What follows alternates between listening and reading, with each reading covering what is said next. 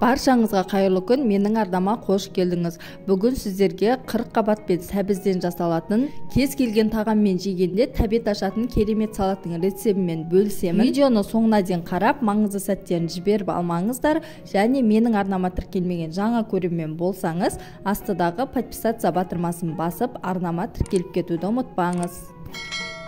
Салатымызды жасау үшін ең алдымен бізге 2 бас сәбіз, 2 бас қияр және капуста мен көк пияз керек болады. Ең алдымен сәбізімізді арнайы сәбіз өткізетін теркамызбен жақсылап өткізіп аламыз. Осы кезде сәбізді неғұрлым ұзынша етіп өткізетін болсақ, соғұрлым салатымыз әдемірек көрінеді.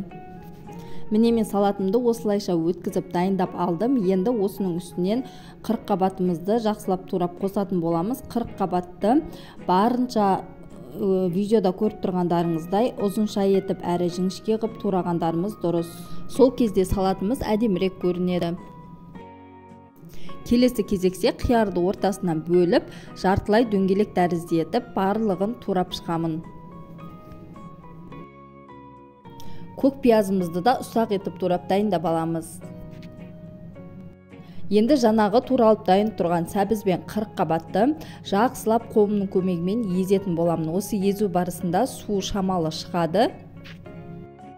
Енді үстінен турап дайындап қойған көк пияз бен қиярымызды қосамыз және бір бас пиязды турап алып, қызып тұрған табаға майымызды құйып, жақсылап қуырып алатын боламыз.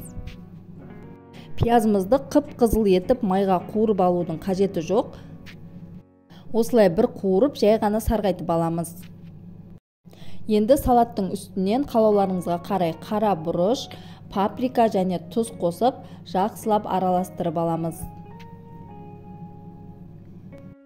Паприка салатымызға әдемі түс береді. Бір шай қасық қостым және үстіне жанағы қуырылып дайын тұрған пиязымызды маймен бірге қосамыз.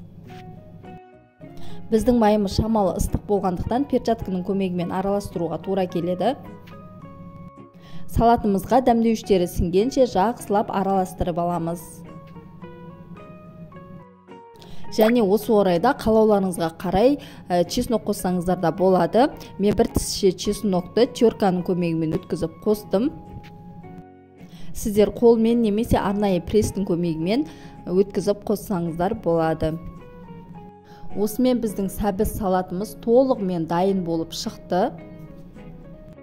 Салатымыздың түсі де, дәмі де өте әдемі болып дайын болды.